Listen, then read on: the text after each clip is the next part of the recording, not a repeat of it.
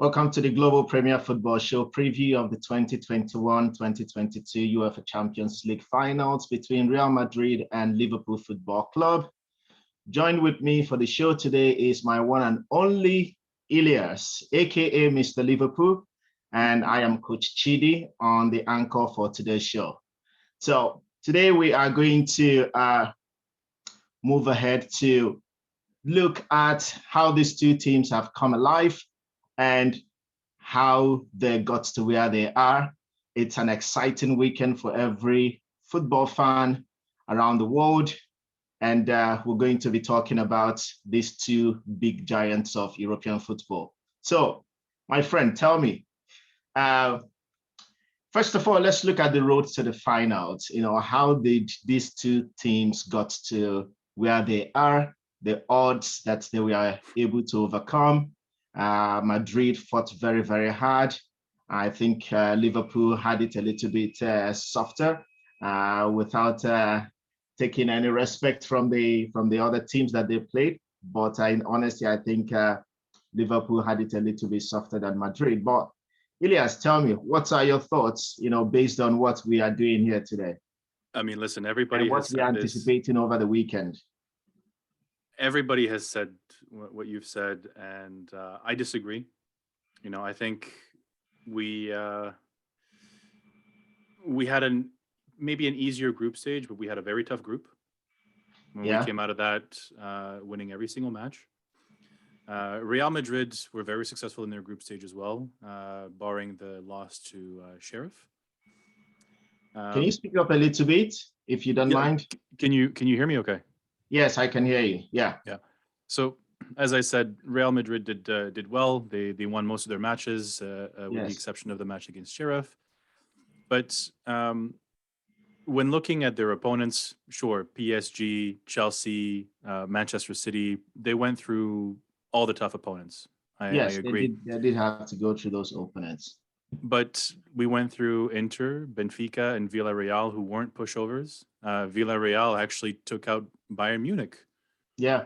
And could just as easily have taken us out as well, or any other club. I'm sure Real Madrid are more used to playing against them, but I doubt it would have been easy for them to deal with them either. Yeah. Now, I think people are giving Real Madrid a lot of credit because of the fact that they've put together a number of comeback wins. But at the same time, I think it also points to a huge problem that they have, which is their defense. I don't know what's happening on the back end, but they're not performing, and they're taking in a lot more goals than they should be. And they're basically very fortunate that they're able to score so much, right, and just outscore the competition effectively. Yeah. So I think both teams have had their own challenges, but they both deserve to be in the final, and it's going to be an exciting match. You know who I'm for. Yeah, that's why I called you Mr. Liverpool, right? Because I know that you are. It's only Liverpool that's in your mind. And personally, I think I think it will be a divided, party, a divided camp of who is going to lift the trophy come Saturday. And I am not biased, but I'm going to lean towards Liverpool. Not just because you're my friend, but because I think Liverpool beating Chelsea for me makes it one of the Madrid beating Chelsea, in the quarterfinals makes it. I'm not going to support them to win the trophy. So I am looking forward to Liverpool lifting the trophy, on Saturday. So let's go a little bit further, because at the end of the day, it will be who plays better, who has worked harder to be able to, come out on top. It's not a matter of our likes and our dislikes, what we want and who we want. But at the end of the day, this is professional football that we're talking about. Referees will be unbiased, hopefully. And It's Yeah, a big hopefully. hopefully. Yes. And then we look forward to having an entertaining game. I was just looking up and I read, a headline which I did not go into details, where Klopp was saying, that it's not about revenge for the 2018 finals that Liverpool lost to Madrid, but everyone, I believe everyone, especially the neutrals and many Liverpool fans, maybe you might as well be one of those that will think that it's a revenge Oh, for it the absolutely is. 2018. It absolutely is, and I'm sure that Jurgen Klopp is being diplomatic, but in the hearts and minds of the fans and of many players, it feels like a revenge showdown. Yes. Real Madrid won the last final deservedly. We crumbled in the face of pressure, especially after losing our Mo primary Salah. goal scorer, Yeah. and with Karius's mistakes, they won the day. But prior to that injury, the game was very, very different, and a lot of people could have seen some red attached to that trophy Yes. at the end of the 90 minutes. So it was heartbreaking for us to lose that way, and I think that this time around, the players are determined, the fans are determined, everybody wants it. Yeah, it's very interesting to know. Seeing, in Madrid, a lot has changed. I think most of some of their key players have moved, especially their defender, Sergio Ramos, who was very instrumental in that very final.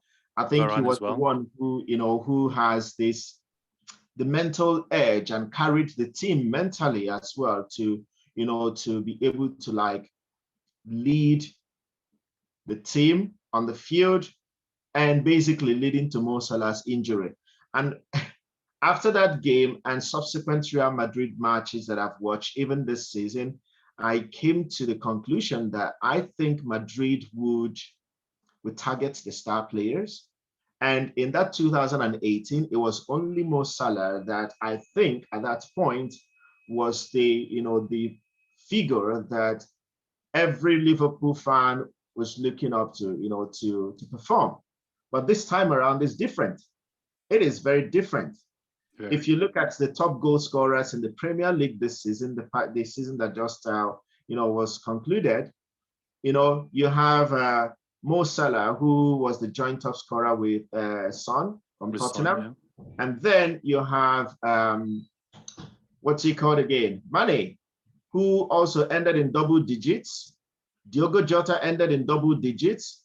And I don't have any doubts that if Luis Diaz started the season with Liverpool, he would I think be he might ending have been up our in top double scorer, digits. actually.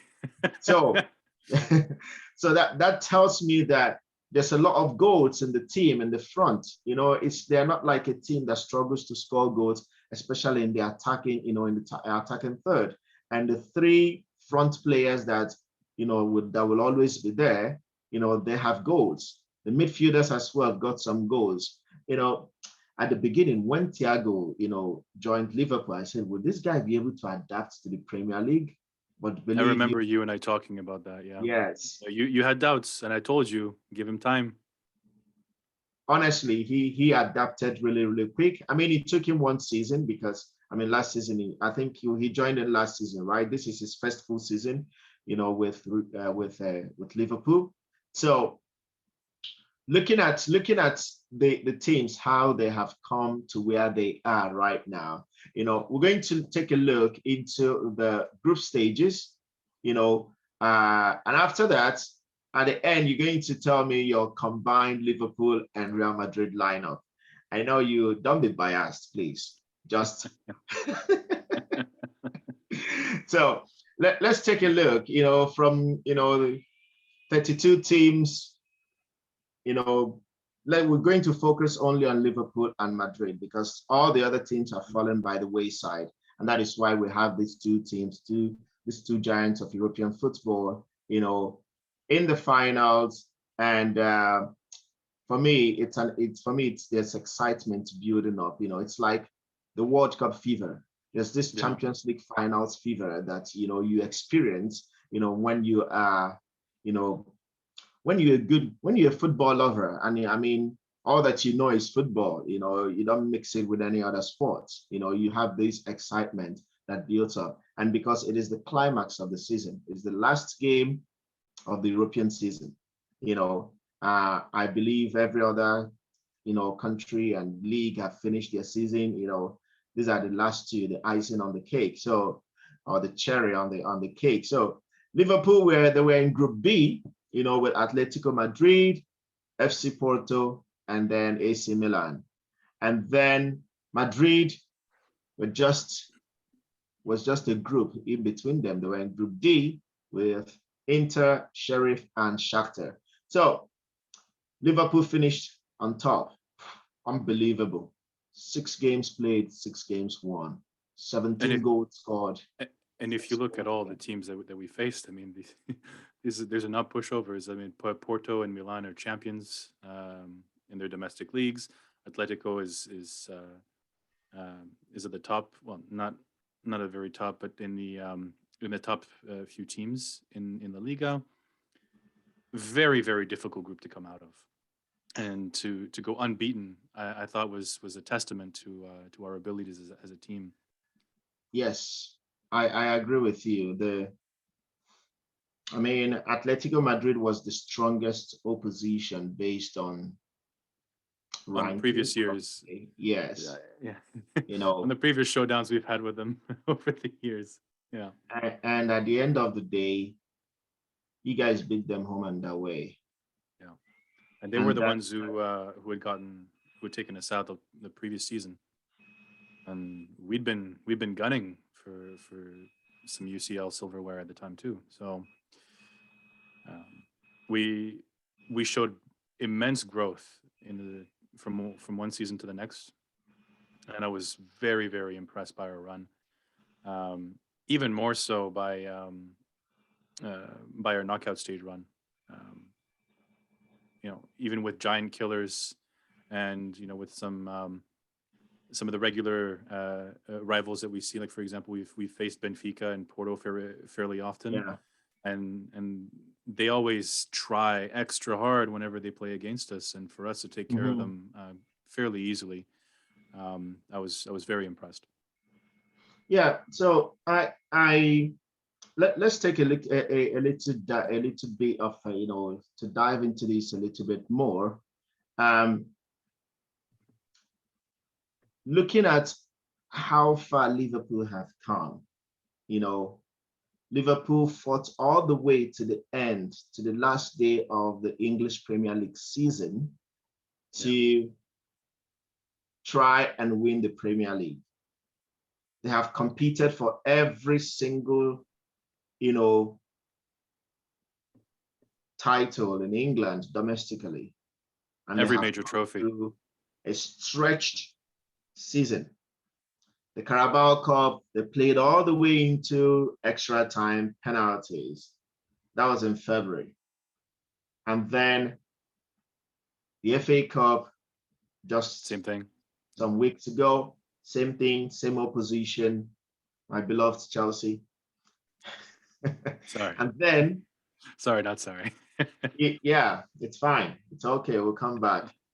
Anyway, but what I'm trying to say is that there has been a stretch. Mane playing on Saturday will be his 70th game of the season, combining FA Cup, Premier League, the African Cup of Nations, and he played all the way to the finals as well in the African Cup of Nations. And I was also reading into some statistics there. Between Mane and Salah, they have combined an average of 90,000 kilometers playing football. Yeah, that is staggering. That's extraordinary. But what I'm trying to point to, do you think that because of what's the amount of football these guys have played, and seeing how they fought until the end of the season to try to win the league, and Madrid having won the league, I think 2 or 3 weeks before the last day of the season for them, what do you think will happen in terms of the physical conditioning of the Liverpool team? Well, I mean, I think they'll be in better condition because they'll still be training, they'll still be having regular trainings, and they'll be very intense. Hmm. I think that Real Madrid's players will be better rested. Yeah, Ours will be a little bit more fatigued, but they'll have that momentum of going from one match to the next and to the next, and so on and so forth. You know, it's it's tough because in football you have to kind of find that balance between resting your players and keeping up that momentum. If you give them a yeah, little too much time off in between matches, um, if they don't train as often, then they can get a little bit sluggish. It can take them time to warm up for a match. They can be more injury prone. So if eh, for us having played so many matches, having played so many minutes of football, I think it's been what's been keeping us going, that momentum, right? yeah. One match after the next in a very, very condensed, a very packed schedule with a lot of training behind it. Jurgen Klopp, when he came on board, he changed the way that the entire club trains from top to bottom, whether we're from the senior team all the way down to the youth teams, and it's all about physical condition. It's about stamina, it's about pace, it's about speed, and you see it. No team I matches mean, Liverpool for speed. No team matches us on the counter.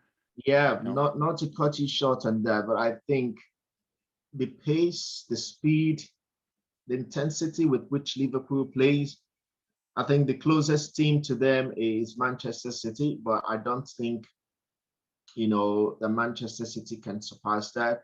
And I think maybe that's why Manchester City we are not able to go beyond the semifinals of the Champions League against Real Madrid. And for me, you know, yes, I don't know what they feed Liverpool players, especially the front three. I'm just being honest. I'm just being honest. I don't know what they feed them because these players, I always look at Mo Salah. He's not he's not Messi.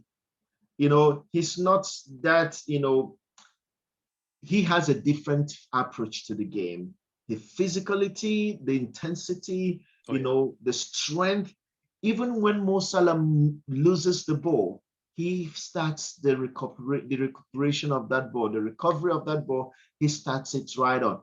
Even yep, if he yep. doesn't end up winning it back, he ends up conceding a throw-in or a teammate who comes in to balance him out or create an overload, gets the ball back. So That's the Gegenpressen. I mean, that's the system. That's the system that yeah, Klopp put in. That's the Gegenpressen. The minute you lose the ball, recover right away. If you're on offense and you got to get back and we lose the ball, it's time to move back to defense. All hands on deck. If we're in a defensive mode and we get the ball back, then the wingers start running, the fullbacks start moving down the sides, and everybody moves up with them. So Liverpool effectively plays from one end of the pitch to the other nonstop, and all the players are moving back and forth all the time. The pace is blistering, and I think the reason why we end up winning so many matches so late and why we end up making so many comebacks is because by the time that our opposition is out of steam, out of yeah, air, out of yeah. energy, well, here we come with the reserve tanks, and we're still going at the same pace. We're still maintaining, and so we're able to put that pressure on our opponents from beginning to Yeah. finish, even when they can't handle it anymore. Now, Real Madrid is a different type of animal entirely, and they have this strange tactic of allowing the opponent to tire themselves out by scoring and playing and dominating, and then coming alive in the last few moments, or Yeah. in the last 2/3 of the second half. And I think it's going to be an interesting matchup between these It, two it will be. philosophies. It will be a very good Yeah, matchup. yeah. Yeah, right now I'm already visualizing, Rodrigo, Vinicius. 90th minute plus eight. Yeah, Rodrigo has been a super sub for Madrid this season, right? yeah. But imagine Rodrigo comes in and then club decides to throw in Luis Diaz. that becomes another war as well, because Rodrigo comes in and he goes to the wings. The fullback is tired already, and they drag them and they run. And the same thing is what players like Luis Diaz will do. Same thing Diogo Jota will do. Either of them, it's either one of them that will start. I don't see Firmino starting. And if Firmino starts, then he will go to the central position, and either Mane or Salah goes to the wide again. And that's like constant energy, up and down for those two. And the sheer strength. I was watching that FA Cup final between Chelsea and Liverpool. The sheer strength from Mane. There was a time he was surrounded by 3-4 Chelsea players. The sheer strength with which he used to just maneuver through the players, fighting, struggling, and still came out on top. It's like, what are these guys doing? Why are they watching him do that? It's just because he's just like he got his way through. So that is one of the things I'm excited about, about Saturday, because in the 2018 finals, I can't remember if Mane was already in the Liverpool team then. If he was, pardon? If he was part of the team, Mane in 2000. Yeah, he was already there. Yeah. Yeah, but then he was not in the spotlight. I mean, he was not like lights like Salah. Everyone was talking about Mo Salah. I think at the time, Mane deserved more praise and certainly deserved more attention.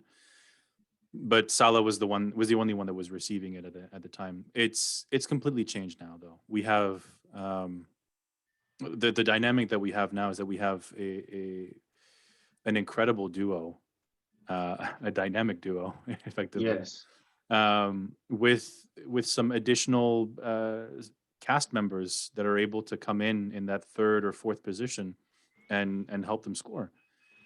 The two of them now, watching them play, I mean, it's like writing music. I mean, they work off of each other so beautifully, and they are determined. They're competitive. They they constantly push each other. Yes. To be the better. Between two of them, it's enormous. I've not seen anywhere else. Now let's look at Madrid, because I know you're a Liverpool fan and you can talk to me about Liverpool all day long. But let's look at Real Madrid. Real Madrid had I think Liverpool had a tougher group on paper than Real Madrid. Madrid had Inter, had Sheriff, and then had Shakhtar Donetsk.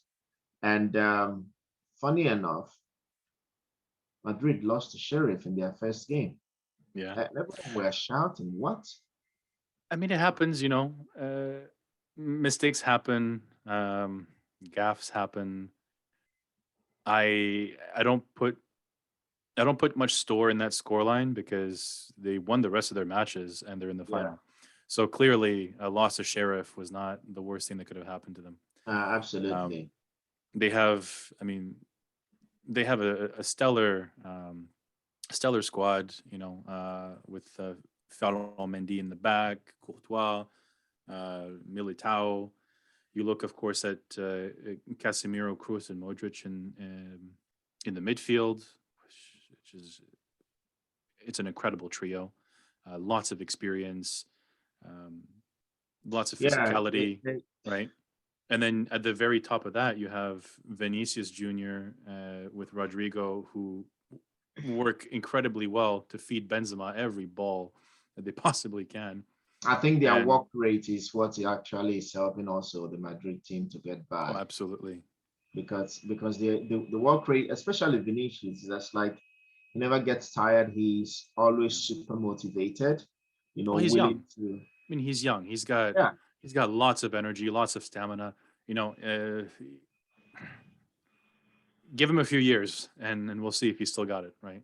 I mean, he's a young footballer. I think he's still under 23. I think so. So with that, and he is, he's one good thing I like young players like him is that they're using their youthful energy to play football. Yeah. At this level. what really annoys me working with youth players, as a coach, is that when I see them as young as they are, and it's like they have zero energy, they can't change pace in moving, in driving from one, just 10, 15 years, but you look at these kids, yeah, we might say that they are the professional, but how did they get to the professional level? But you also It's, look at where they started. yes, Any Brazilian player that came out of their small neighborhoods, even if they're big cities, to go and play for Europe. I mean, they had to go through a lot of stuff to get there.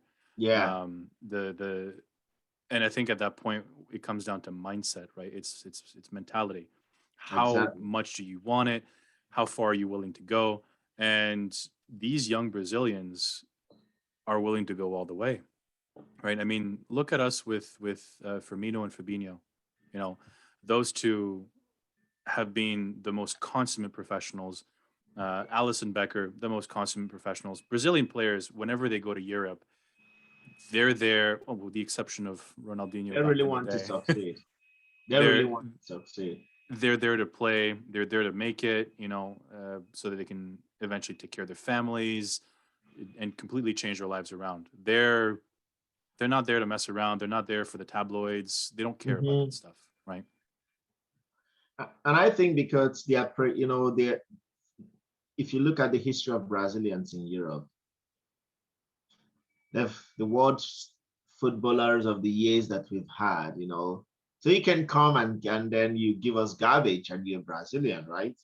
You have, even before Ronaldinho came, we had Romario, we had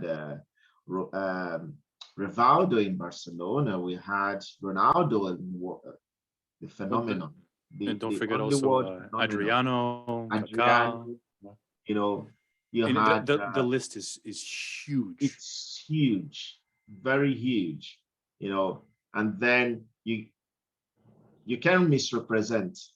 That's one thing. Fernandinho doing the same in his time in Man City. You Yeah. know, they take their job very, very serious. They really, really want to succeed. They love to play the game. They are fans of the game, and that is why I think they do really perform well. So for for Real Madrid, they had a group stage, they started after that first game, as you said, and according to the record books, yeah, they lost that first game, but the whole thing then changed. And I think they continued growing stronger and stronger. Yeah. I think as they were playing in La Liga, they were also getting stronger, started widening the gap, started widening the gap in the league. And when you start widening the gap in the league, it helps you I think it gives them that, privilege to rest players, not play everyone at the same time. Benzema is old, one of the old players in the team, and how old is he? Benzema is 34, you know, Vinicius is just 21, Rodrigo is 21. So you have those young 21s around him, and then they are just running here and there. Now, looking at how they got to the finals, they have played the group stage, they came through the group stage, and then comes the other stages of the game. So let's look at the round of 16. The round of 16. They had Paris. They lost the first match, and then they came back and won the return game. They did the same, I believe, against Chelsea, right? No, they lost. They won the first game against Chelsea in the quarterfinal. Okay, so the first match was won, and then the second match was a draw. Yes. Okay, and then you have the City match where they lost the first match and won the second. So, they refuse to die. They're here on merit. They just refused to die, honestly. Yeah. They just refused to die because when everyone thought that they were going to lose to PSG, PSG had a star-studded squad, but there's no cohesion in PSG. There's It's no, I know you star-studded. don't There's no like people. PSG. Yeah, I know you, Frenchman, you don't like PSG. So you think that they're going to buy the UEFA Champions League maybe one day, or maybe they can mold the trophy for themselves as well, and crown themselves European champions. But that's not the way it works. But we thought that they were going to lose to PSG. After they lost the first leg, that Mbappe scored. Mbappe showed his class, and now in the second leg, it all happened. Yeah. It all happened. Now, this as I was just talking about these teams now, the PSG team, I think there'll be happy players in uh in Real Madrid of PSG not selling Mbappe to them. What do you think? Well, I think Rodrigo would have probably been the first to go if Mbappe was brought on board, and I think he'll be. I think he'll be very thankful that he gets to keep his spot, though I think he might also maybe want to move for himself, um, depending, of course, on the outcome of the Champions League. Because I mean, it's Mm-hmm. with a lot of footballers, there's a lot of egos, and even with the most consummate professional, it doesn't feel great to know that someone was willing to sell you in order to finance, a bigger star purchase. Yeah, So that might have an effect on Rodrigo, and I would say Rodrigo instead of Vinicius, because I think Vinicius is more Vinicius of a just is the first yeah name on the list. yeah he's their top priority, for the players they currently have, right? Um, that being said, I listen, as much as we've all enjoyed the Mbappe saga, I don't understand why. I think Real Madrid's focus should be to find a way to replace Sergio Ramos, because they still haven't. By getting rid of Ramos and Varane, uh, at the same time, sure, they got rid of experienced defenders who were old and who took up a lot of space on their balance sheet, but they haven't been able to replicate their performances with the new arrivals. Yeah, So they need to find a way to plug that. They should have focused also on finding replacements for the midfield trio.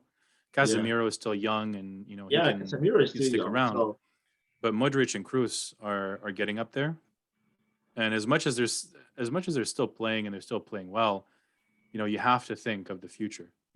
yeah. James Milner is an incredible player for Liverpool despite being 36. Mm-hmm. Just because he keeps putting in performances doesn't mean that we shouldn't think about bringing Casemiro somebody is on, 30 right? years though. Yeah, but a midfielder at 30 years, they still have a good four Yeah, years I mean, he still got at it. least.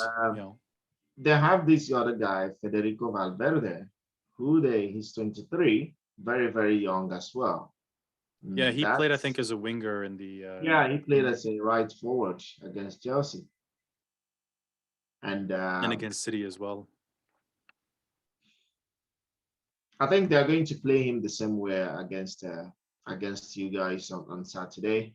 The thing is that, well, it will be exciting to see, because they will try to plug that area where Mane will be operating from if he's on the left, or if Luis Diaz is there. So they will have to try to plug it. And I don't think Carvajal can do that. I don't think he can do that. Not You anymore. know, Carvajal has talked a lot lately, and I am looking forward to see what he's going to do that day, Yeah.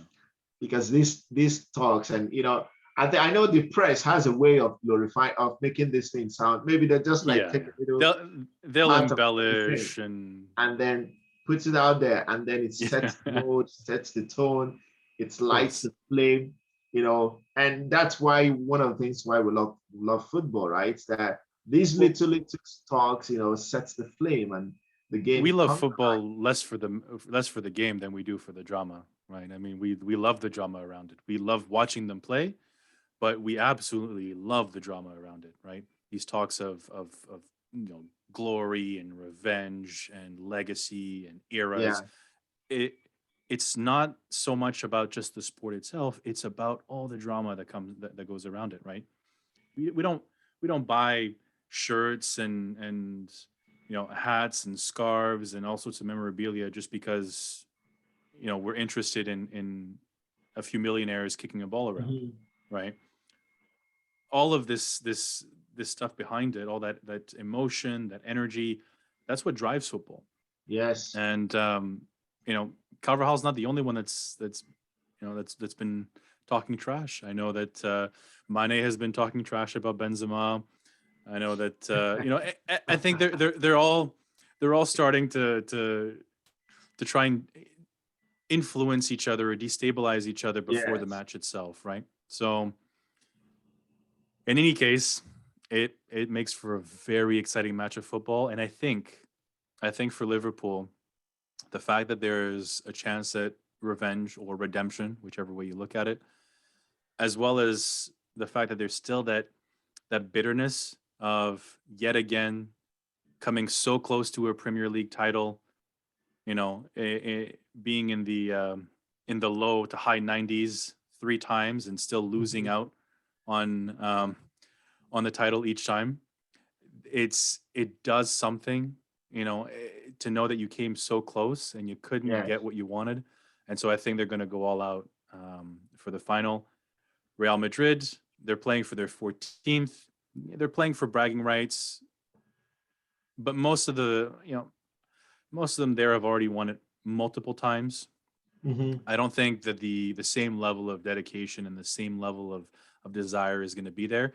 But at the same time, that experience and that ability to remain cool under pressure could also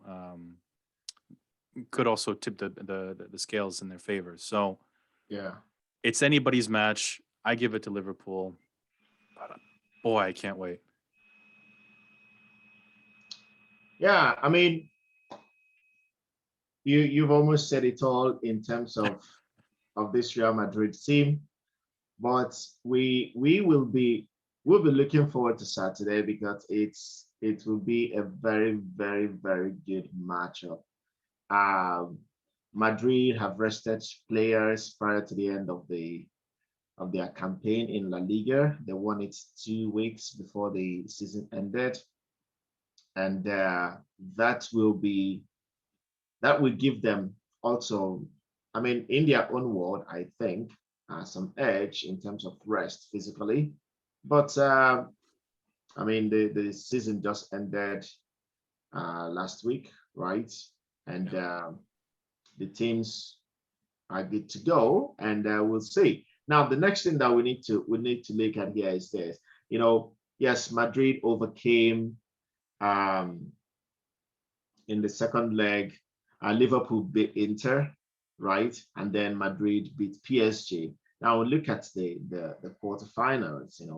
In the quarterfinals there, Madrid were playing Chelsea and Liverpool again. That was where I started getting, with all due respect to the opposition that Liverpool played, but it started it was as if it was going in their favor, right? That they played Benfica, and then Madrid were playing against the champions from last season, which was Let's not Chelsea. let's not be let's not disparage the opposition No, because I'm not disparaging your. I'm just being I'm sorry. realistic. You play Benfica.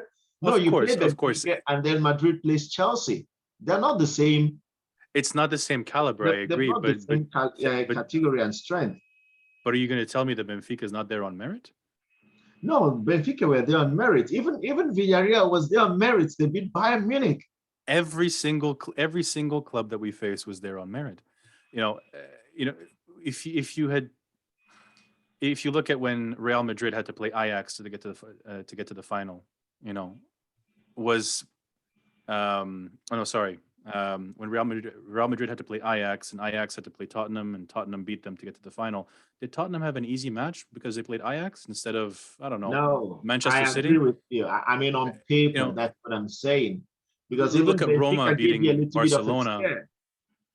No, but I'm sorry. Look at Roma beating Barcelona a few years back. Look at all these small clubs that are capable of giant killing. in the Champions League, there's no easy opponent. And I don't care what Pep Guardiola says about it being easier to win the Champions League than the Premier League. He's won everything that there is to be won, but he doesn't know what the hell he's talking about, because the Champions League is anybody's game. Anybody can beat anybody over two legs. Yeah. So, yes, Real Madrid played the defending champions and had to fight back to win. Yes, they faced another strong English side and also the strongest French side that there is currently. And yes, each time they had to fight back, but come on, every other club that we also faced was there on merit, and they certainly weren't pushovers. Yeah, I mean, like as I said, on paper, Benfica looks an easy team, because I remember Darwin Nunez was also terrifying, for Benfica playing against you guys. And I think you guys woke up. And I think in the second half of that game, I think in the second leg was when, you guys stepped up the game. And I think the same thing happened with Villarreal as well, and but if we look at the routes that, Madrid took, I mean, on paper, Chelsea is a stronger team than Benfica, and having won the Champions League last season, it was thought that they would give a good fight. But I think a lot of things we are playing in Chelsea's, on the Chelsea team, both from ownership to Yeah, Chelsea had a tough time. contract and everything. Yeah, everything kind of started falling apart for them just a few weeks ago. That may have had an impact on Real's ability to get past them.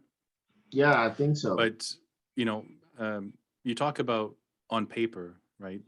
On paper, sure, Chelsea's stronger, City's stronger, PSG is stronger, but PSG is a club that, with the exception of that final very recently, historically doesn't make it very far in the Champions League. Yeah. And Manchester City is a club that, despite making it to the semifinals more than once, doesn't have what it takes to get all the way to the final, doesn't have what it takes to win that trophy, because they simply don't push back when they're being they don't fight back when they're being pushed. You mean City, right? City, yeah. And so Real Madrid came up against three opponents, two of which have zero experience in the Champions League. I'm more scared of a small team. Small teams have nothing to lose, and as we all know, the most dangerous opponent is one with nothing to lose, because they'll just throw the kitchen sink at you. Yeah. And if you look at the second leg of Benfica, we were up 6-2, I believe, at that point on aggregate, and they still came. They still kept coming. They didn't care, win or lose. They were going to keep on going, whatever the final scoreline was going to end up. When we played against Roma a few years back, I was more worried about playing Roma than I was Barcelona. The small clubs, they're there on merit, and they fight tooth and nail. And there's a reason why they kill some of the big clubs. Yes. So I think it's doing a disservice to us to say that we had an easier path. I mean, it's not trying to discredit the small teams, but I'm just talking, of course, based on what we know about the teams, the strength of the teams. And yeah, sometimes it's more dangerous when the teams have nothing to lose, because for them, it's history made by just getting to the quarterfinals. For example, Villarreal that got to the semifinals, and of all the teams that they beat, they beat Bayern Munich. Beating Bayern Munich is, I think, would be their greatest achievement in European football. In the Champions League, it's extremely difficult to beat Bayern Munich, even for a big team. So for a small club like theirs to do so, I mean, I don't think the stakes were higher, or could have been higher. They gave their everything to their campaign, and they played with heart, and it was bittersweet to see them leave afterwards, because Yeah. The same as Ajax in previous years. Uh, they fired everybody up.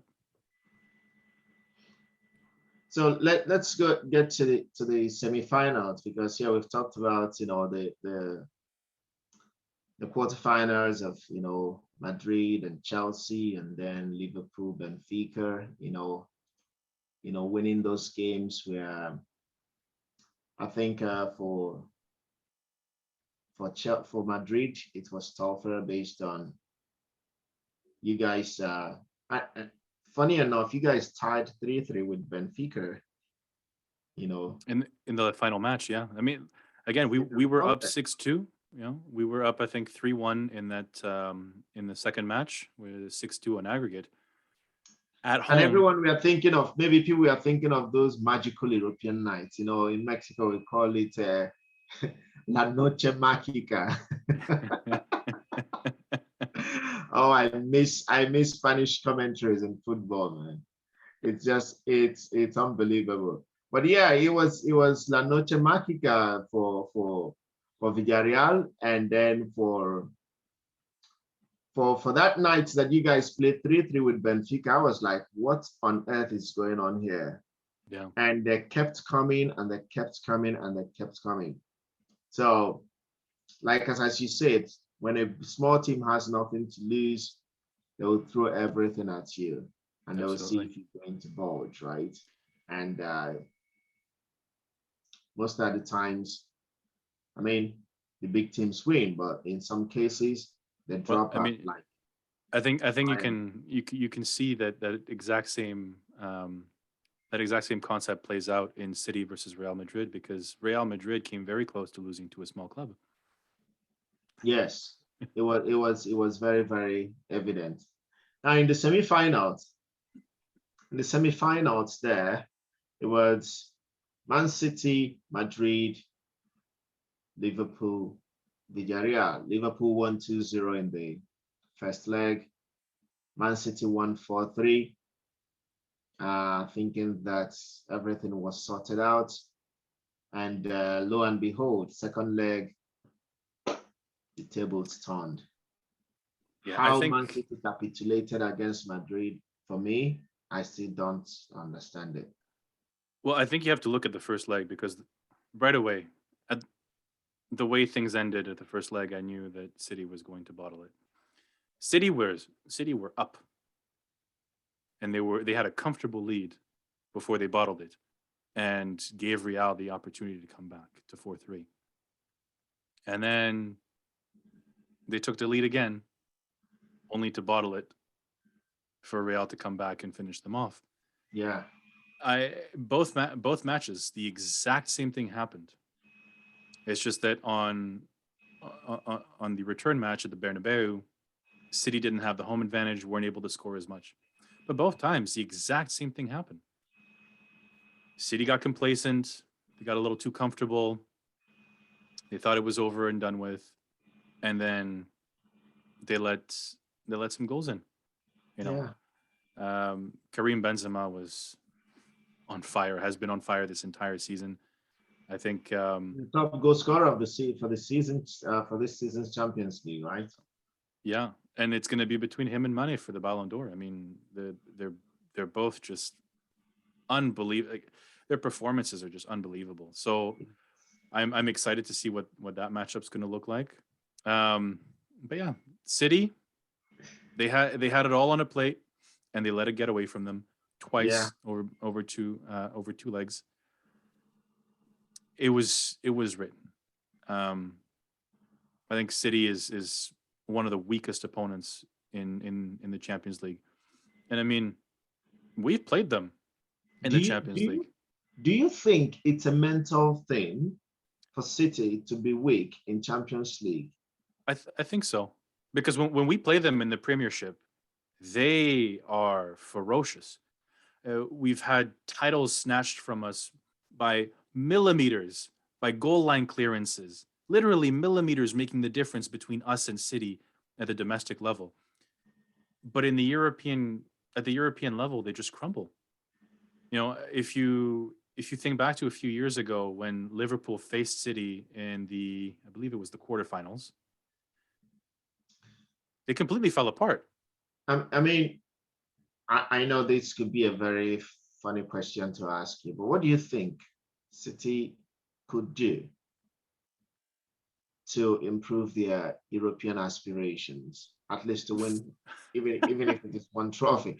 I know it's a for you. It's not a question that you like to answer, but I'm asking you as a football person.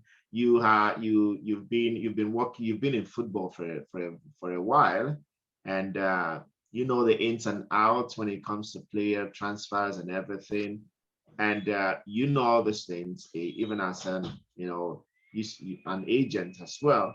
What do you think that City needs? I mean, City needs to fire Guardiola, first of all. And they need to trim their squad. And they need to completely revamp their youth development program.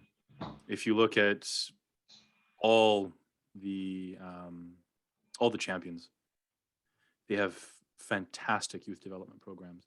City is very big on purchasing stars, big names that sell lots of shirts.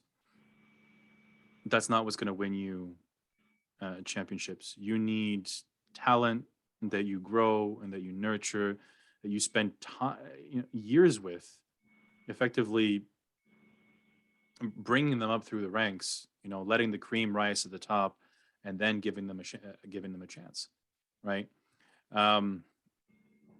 If you look at, I'll use Liverpool as an example. Yeah, go ahead. My I grew up watching Gerrard, who was a Liverpool boy, from the academy.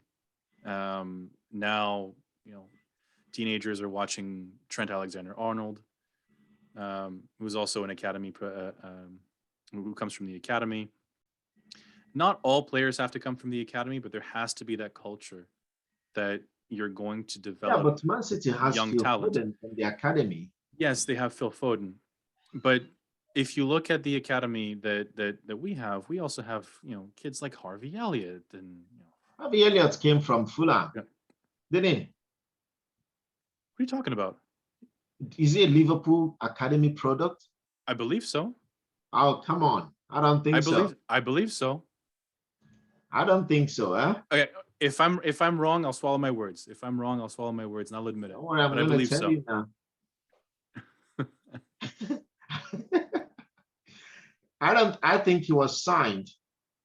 But regardless, it starts at the youth level. I mean, he was signed as a youngster. He's still a young kid, though. Yeah. Oh yeah, still. Yeah, and he's from Fulham, mister. So I'm wrong. I apologize, and I'll make mistakes. Actually, he started in Queens Park in QPR, Queens Park Rangers, and then went to Fulham, and then to Liverpool. So again, it starts with kids. You build them up, you train them, and you have to instill that mentality that the club has. The club has to have a mentality. Now, that's another thing that City have to do. They need to have an idea of what it means to be, a citizen. They don't have that. Their stadium's half empty all the time. There's no sense of identity when you look at their fan base. And I mean, forget Liverpool for a second. Forget even the rest of the top six. Look at Watford. Look at Southampton. Look at Newcastle. Their fan bases are passionate and truly love their club. City doesn't have that. And it takes a little extra something in order to be able to win a European championship, right? You want to be Real Madrid, you want to be Barcelona, you want to be AC Milan, right? You want to be Liverpool, you want to be Bayern Munich. It takes something, right? You can't just show up and say, I've got money, I'm buying all the top players, and we're going to win. It clearly doesn't work. Yeah, I agree with you. I think they need more mentally, and maybe I don't know. I don't know if Pep is going to be able to do that with them. and Listen, Pep also trying Guardiola to has never come foster that. into a team and won a trophy that team has not won at least 3 years prior. Well, now let's talk. Let's look at Madrid. Now, we're coming to the end of this particular show for and preview for the biggest game in European football this season. In club football, I'd argue. I don't think the Club World Cup or any other competition gets quite the No, viewership. there's no competition. There's no club football that beats the Champions League, the UEFA Champions League finals. You know, the FIFA Club World Cup does not come close. No. That's a glorified tournament.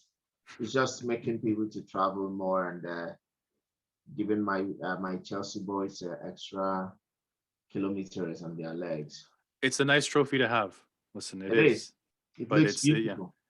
But it I like the look of big ears a lot better though. And I'm And hoping then you for have the crest on your Yeah. shirt, right? As a world champion. But yeah, anyway, the target, as I like to call it. yeah. So May 28th is just 48 hours, less than 48 hours to kick off. It's gonna be Liverpool, wild. Real Madrid. Before we go to your prediction, give us your combined Liverpool and Real Madrid starting 11. I mean, listen, I'll make it very easy for you. Okay. You pick 10 starting Liverpool players and add Benzema, and that's it. No, I'm just telling you. I'm not. No, I said you give us. You give our audience a combined Liverpool and Real Madrid starting 11. No matter who you put, it's none. Just tell us what you think. So in the back, I choose Alisson over Courtois. Okay. Um, Yeah, thank you in, for choosing in the Alisson goal. because I don't like Courtois after he dumped us for whatever reason he had. Money. Yeah. And I hope For defense. for defense, I would go with Van Dijk and I would go with Konate. I would. I love Matip. So why would you choose Matip? Why would you choose Matip over? Sorry, why would you choose Konate over Matip? Because when Virgil is in the defense, we play with a different type of energy than when he's not there. And when he's been injured, we've had Matip take over his responsibilities before, and he's done a good job. He's done a perfectly fine job. But only Konate since coming in, has been able to match the type of energy and to have that kind of presence in the box, whether defending or attacking. Yeah. Konate, I think, has the ability to be one of the world's best defenders if given the chance. And I seriously think that he would be a much better pick than anybody else.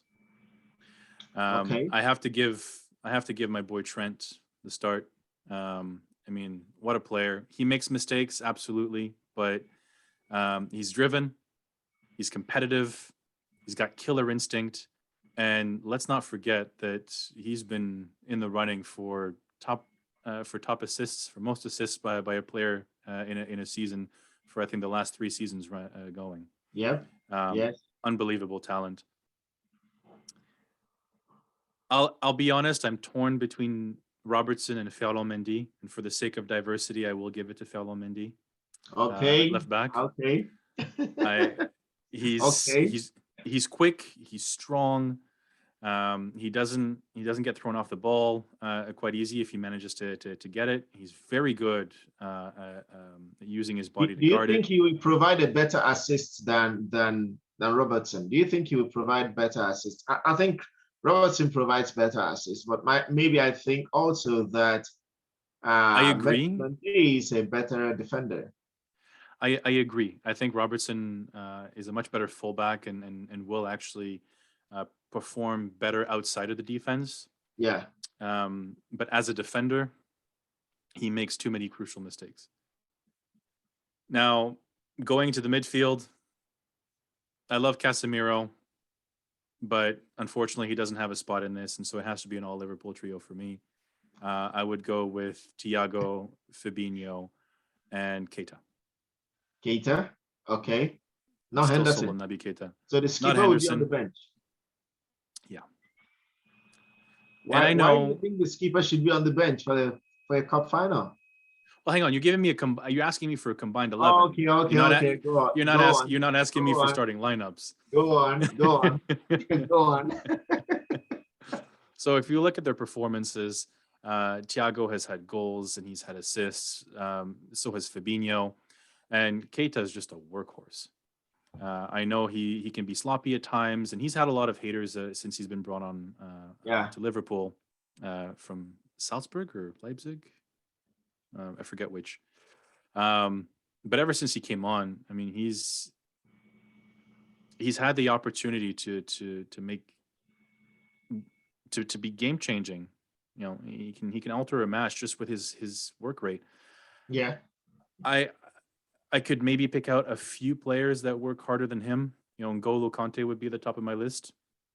But so yeah, Keita gets that's third spot, and up top, Mane and Salah on the wings, and Benzema in the middle. And Fair enough. mean, so Benzema is just 11. without compare. Yeah, I think he's had a very, very good season. So in your combined 11, you only have 2 Real Madrid players, the left back and the center forward in Benzema. And now, if you give me room for subs, I can find room for more Real Madrid players. No. Honestly, but a combined 11, there's only 2 Real Madrid players that make it. Okay, fair enough. I think some Real Madrid fans will not agree with you. That's good. You know, if they agreed with me, then then they would be right.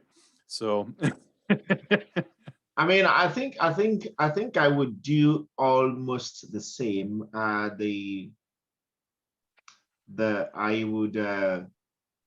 would still go with Alisson for sure. I would go with Alisson in goal. Trent. I might go for Matip in place of Konate. But maybe the reason why Konate might have an edge over Matip is because of pace. Because if Trent is beaten on the right, Konate can step in quickly, and he's got pace and he's still young. Yeah. So maybe that's why I'm going to go with Konate, because this is a one-off cup final. It is not we play home and then we play away. No, it's a one-off cup final. And I think that's what Jurgen Klopp will do, and he's going to play Konate and then Van Dijk. And for the left, I would take Robertson, honestly speaking, for me, because of that ability to provide those options. And I think he thinks a little bit quicker, he plays a little bit. I mean, I will always say, I don't know what they fit these guys, but the way, I remember one of those goals that you guys scored, you know, they never gave up. It was, I can't remember which team was that, but it was on the left-hand side, and Robertson ran to keep that ball. I think it was in a Premier League game, I think so. He ran all the way to keep that ball in play, still played it, and then finally put in a good cross, and it was all finishing, you know. And that's why I'm going to stick with the Liverpool back four. In the midfield, Fabinho, Thiago, and maybe I will play Casemiro, just because of the energy and with which he comes with. You know, Thiago will be providing the creativity in that midfield as always. And then in the attack, yes, I'll put in Benzema, and on both sides with Sadio Mane and Mo Salah. That will be my combined 11. So only two Real Madrid players for you as well. Same thing. I mean, I don't see any center back in Madrid, but you know, displacing the center backs in Liverpool. And in the midfield, yes, Luka Modric has been having a very good season, but he's not at his peak anymore. And I think this game is going to reveal a lot as well, and might cause Madrid to think about their next season and future. You know, Yeah. so But it's listen, all up to anything them. can happen in 90 minutes or 120, right? Yes. Now I'm going to Um, ask you with this question: anything can Do you happen. think it's going Anything can to end happen. in 90 minutes or 120 minutes?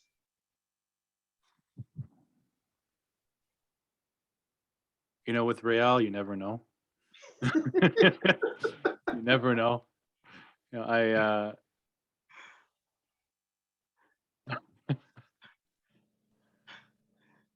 Now you don't know. I want to say 90. I don't see it And going to extra time. I think that whatever happens by the end of the 90, it'll be decided. yeah, There's a chance. There's a chance, right? yeah, I think it will also end in 90 minutes. I don't think